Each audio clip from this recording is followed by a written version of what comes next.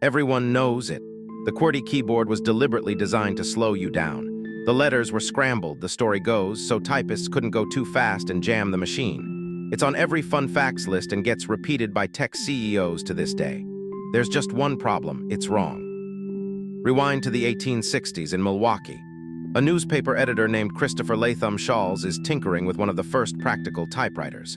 His early machine had a flat, two-row keyboard with the letters in plain alphabetical order: A, B, C, D, E, and so on, like a tiny piano. And on that alphabetical machine, the type bars, the little metal arms that swing up to stamp each letter onto the page, jammed constantly.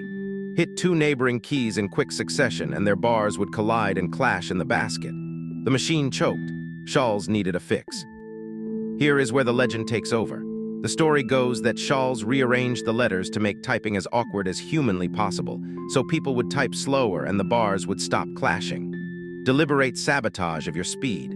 Hold onto that claim because the real story is almost the exact opposite.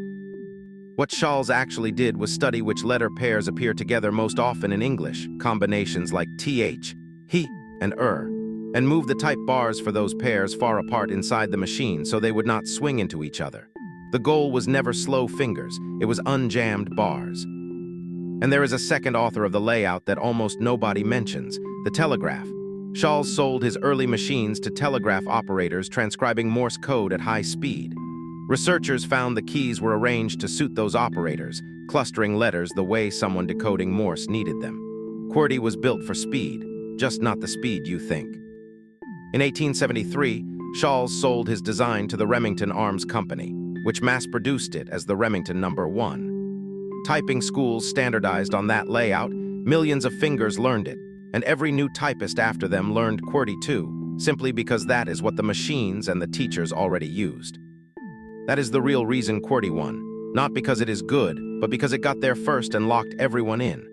Economists literally use QWERTY as the textbook example of path dependence, a standard that sticks around not because it is the best, but because switching everybody at once is nearly impossible. But what about Dvorak? In 1936, August Dvorak patented a scientific keyboard he claimed was dramatically faster and less tiring. The famous proof was a US Navy study showing enormous gains, a study conducted, conveniently, by Dvorak himself. When independent researchers reran the experiment in the 1950s, almost all of that advantage quietly vanished. So here is the verdict. QWERTY was not designed to slow you down. That part is pure myth.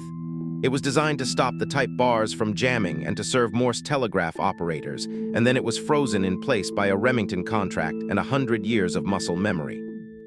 It is not a conspiracy against your fingers, and it is not secretly the perfect layout either.